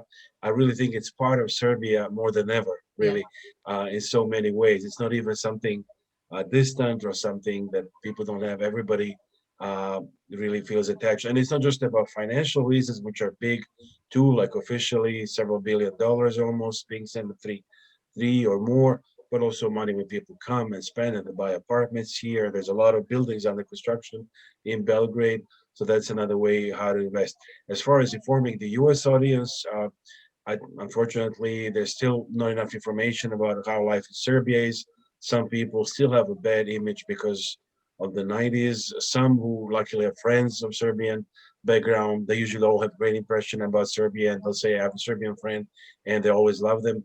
And on the other hand, or people know nothing. But I think there could be several ways to approach that. For example, every spring, France publishes a visit guide in Chicago Tribune. So everybody knows about France. It's the most popular destination, but maybe Serbia can do something like that. Find out more about Serbia today. So many new restaurants, hotels, very safe country, great food, new highways, a lot of improvement. It's not what they think about Serbia. Also, maybe invite American journalists come and visit Serbia. There could also be an office kind of in Belgrade, which among other things could produce YouTube videos. There's now some tourists, they come on their own, they put together interesting videos, how they love Belgrade and Serbia, but maybe that could be done in a more organized fashion and show things that people don't know. Try to get some of those stories on TV in the US, inviting in some of the top journalists. So just try to open up more and make that change where people now, because unfortunately they don't know. And I think in a way, Serbia is almost the best kept secret in Europe right now. And that's a good thing because it means the big potential is there in Serbia diaspora. I think a lot of people who really want to help there, and a lot of them will volunteer and contribute. Some of them just don't know how. But I think this is also a good effort tonight. I'm saying tonight because here it's about 11 p.m. To start. We'll do more of that. A lot has been done, and I think a lot more room. Thank you. That's a short statement from me for now. Thank you very much, Alex Žigić from Belgrade, directly from Belgrade, right? Just to build on what you said. From Belgrade this time, normally in Chicago, but live from Belgrade. Beautiful Belgrade, where it's beautiful weather, and even though it's 11 p.m. normally, even Knez Mihajlo will be full anyway. I might actually need to go to the center of the city now and probably be packed even more with cars and flags. Go celebrate. Going out to celebrate. Yes. As my friend Alex said, Serbia. And Exactly. just wanted to build on what you just said. Actually, a couple of us from this panel are thinking and actually getting together to organize a conference in Washington, D.C. It's going to be February or March next year. It's going to be the physical conference. So it's going to be in-person conference. We will probably have representatives from all the important areas. It will be a serious conference, a think tank conference, but with some fun and probably some artistic programs. We'll have a fundraising dinner the night before, and it's going to be a one-day. With my organization that is organizing networking events here in Los Angeles, we always have 200-300 people, and it's really alive and wonderful. So I think, with Dušica and her Serbian American professional networking, also she starts sparkling, these events around the country. So I think there is something going on in our movement, in I would say, new Serbian diaspora movement. I think with social media, we're definitely communicating better. We know what's going on in Chicago through you guys and the media. We talk on the phone, and Zoom definitely is helping us a lot. So thank you, One of the other Alexander. things that could happen is, for example, Belgrade Philharmonic came a few years ago. There was Chicago, Cleveland, New York City. That was very impressive, very costly though. But things like that, those cultural exchanges can contribute a lot and show a new side of Serbia. I saw amazing ballet here at National Theater of Serbia. People in the U.S. will probably be surprised. They don't maybe even know that we have great theater and ballet and many cultural performers that would impress them. Well, anyway, the most important thing is that we start communicating, with Zoom conferences like this one, and hopefully other people will organize something similar. We start communicating, we start listening to each other. We need to collaborate. We need to help each other. Like, for example, with Maria, who's going to talk next, she was helping me with organizing this conference. So I helped her organize her conference. And, it's like a collaboration. Alex, you helped me, when I was doing the Miss Serbian Diaspora, and so did Antonija Kovačević. So, we help each other. I think this is important. Ivan also, and Tačka Povratka helped me, help Milo.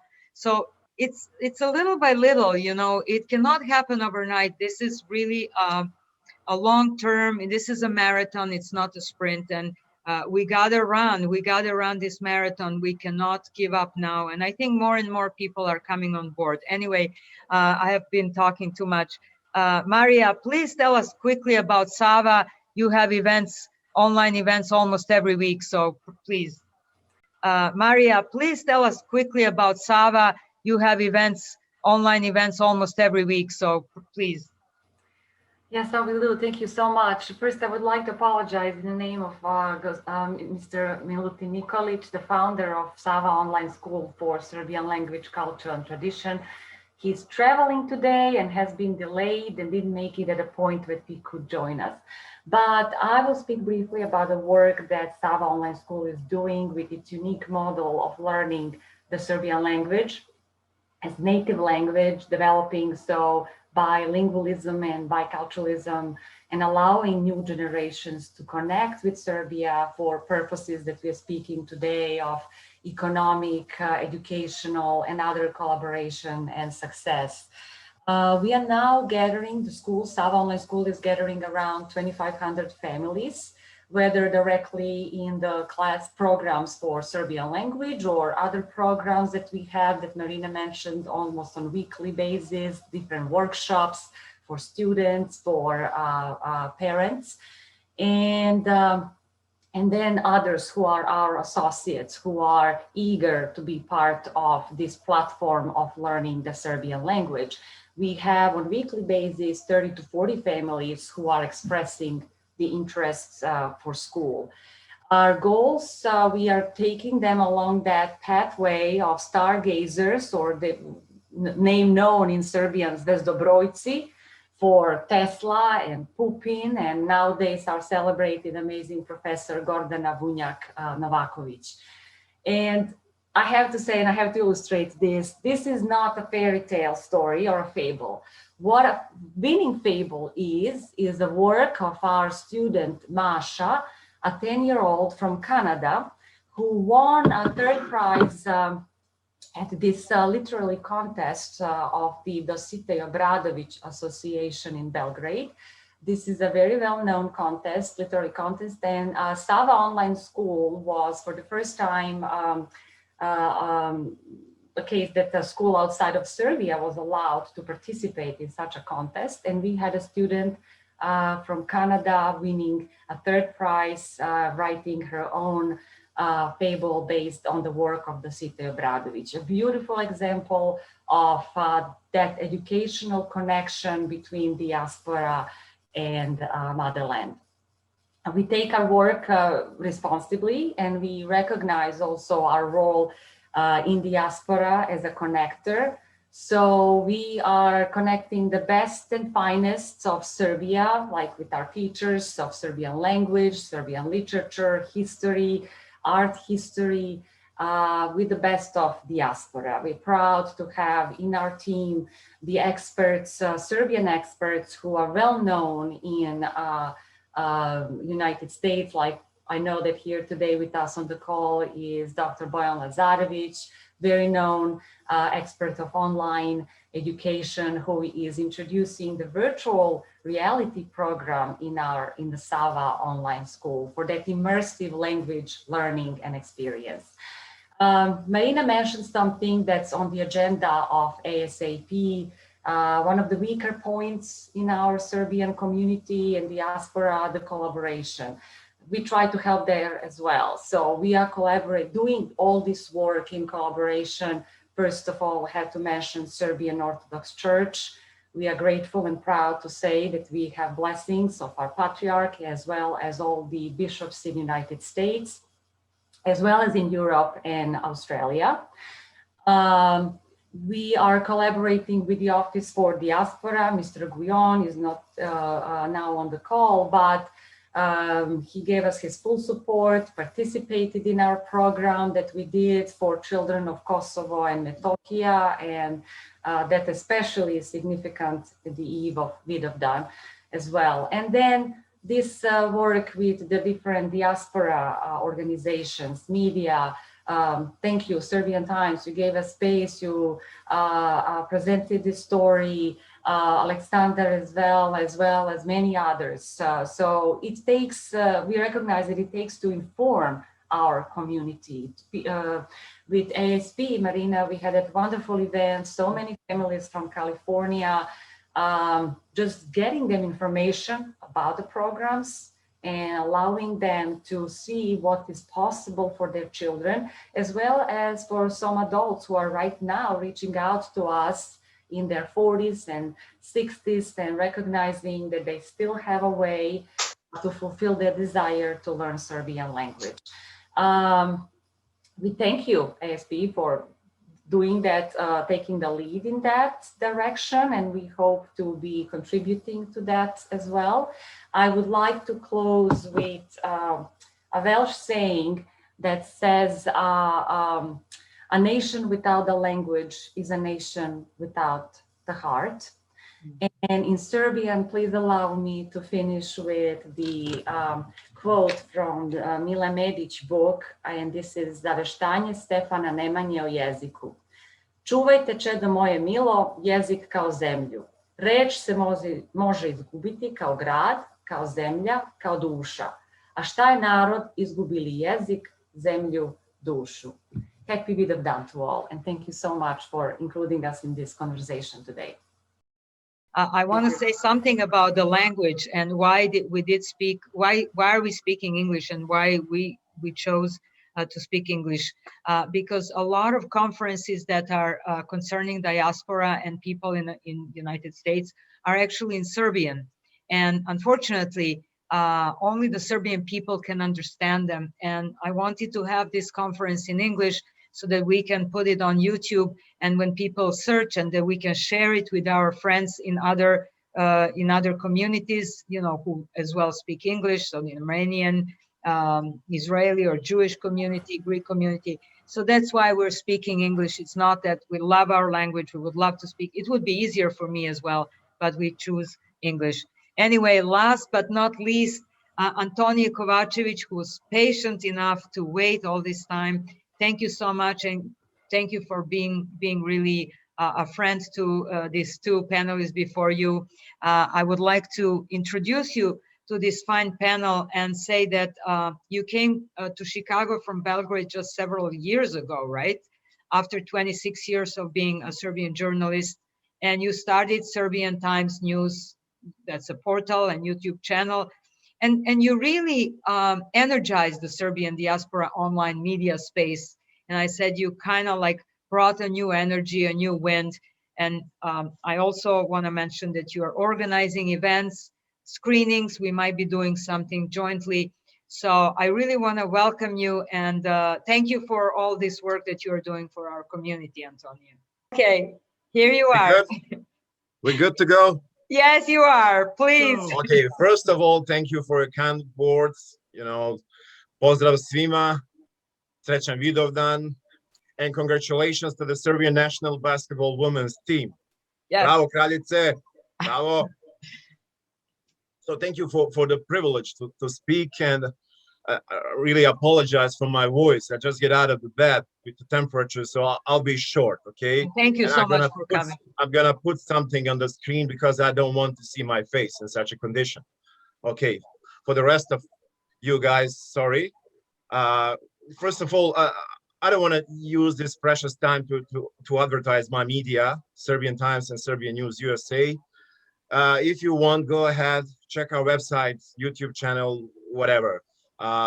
Let's get to the point. Excuse me, Antonio, they should check it every day, because every day you have something new, you're really interesting. You kind of like, your reports are just addictive. I don't need to speak about Serbian Times. You just go there and then find something which is interesting for you, of course. So Serbian community today, tomorrow, in the future. You asked me something. What is the good way to improve Serbia's image in the foreign countries, in the countries where we have a lot of people from diaspora? And my opinion is that the only way for the Serbian community in United States, as well as in the rest of the world, to improve Serbia's image is to first improve its own image.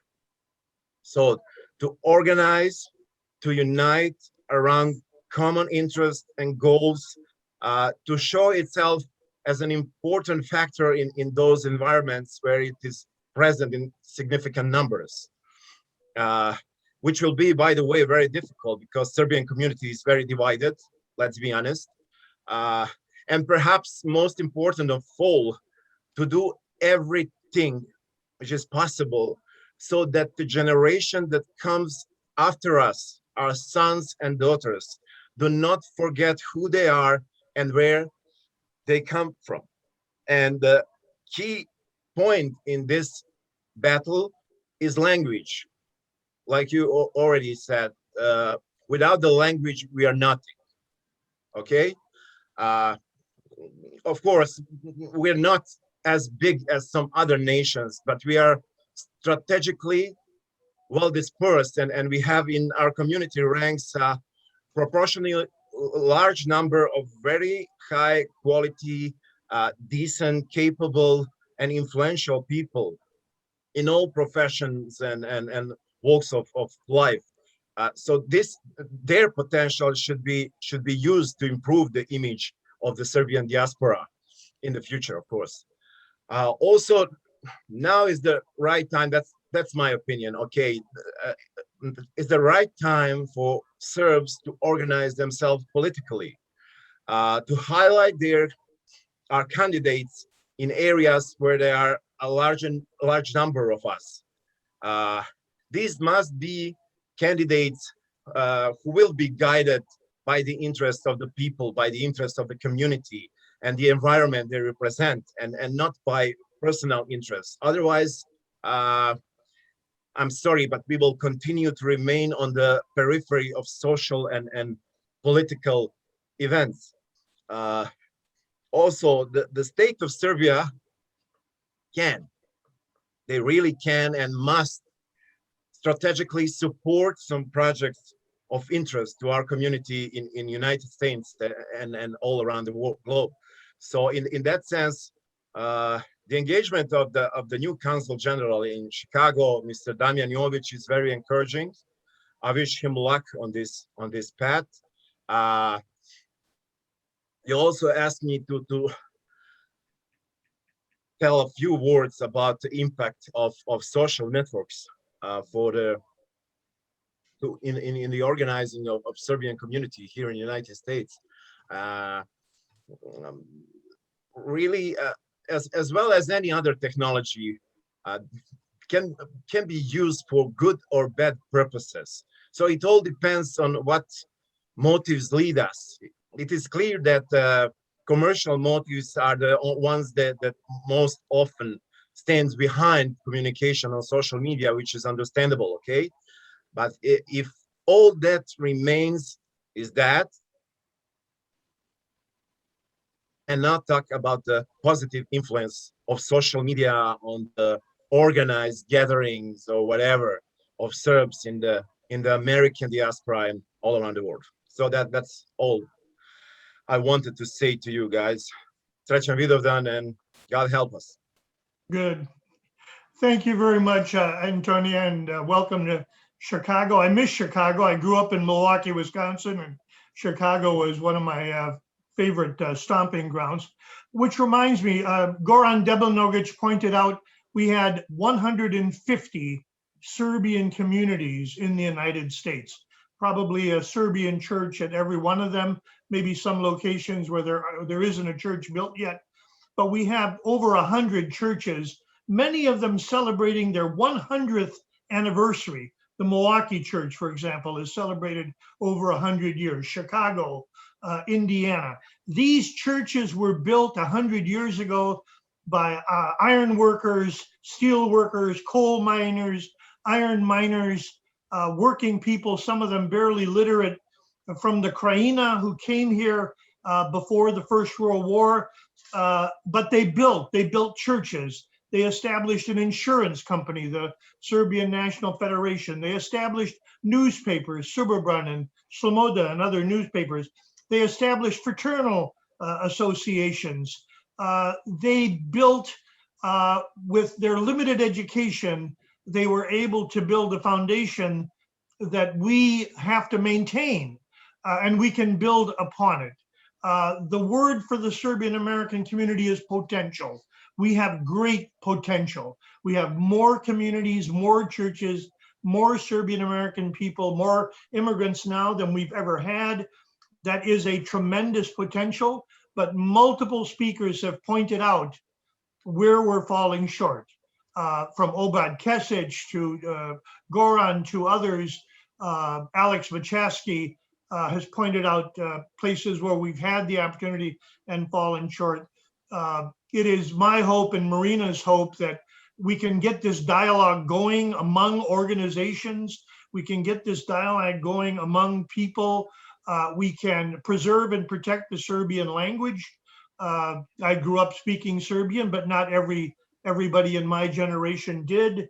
My children's generation did not. We don't want to lose those people. They are as Serbian as those who speak Serbian. We don't want to push them away. We want to offer them opportunity to learn the language, to make it easy, to make it affordable, to make it fun, to make it important to them. And so I celebrate Sava and their outreach through the internet, which is a tremendous tool. And then finally, to remember that this is the eve of Vidovdan.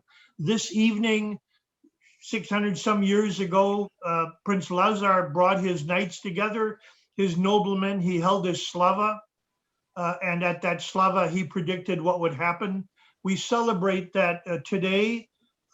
We have our Serbian national song, pesma, which are written by the Serbian people. The difference between our national epics is that they were not written by an individual author. They were written collectively and passed along to the people. And we celebrate that today. We keep that vision, that importance of the Kosovo message, that we will never be defeated. Even if we lose a battle, we are not defeated. It is merely a battle lost, and we move ahead. Kosovo was regained at Kumanovo by the Serbian army in World War I. It was bought with blood, and it will be maintained that way. So thank you all for joining us. We hope you look forward to our future programs.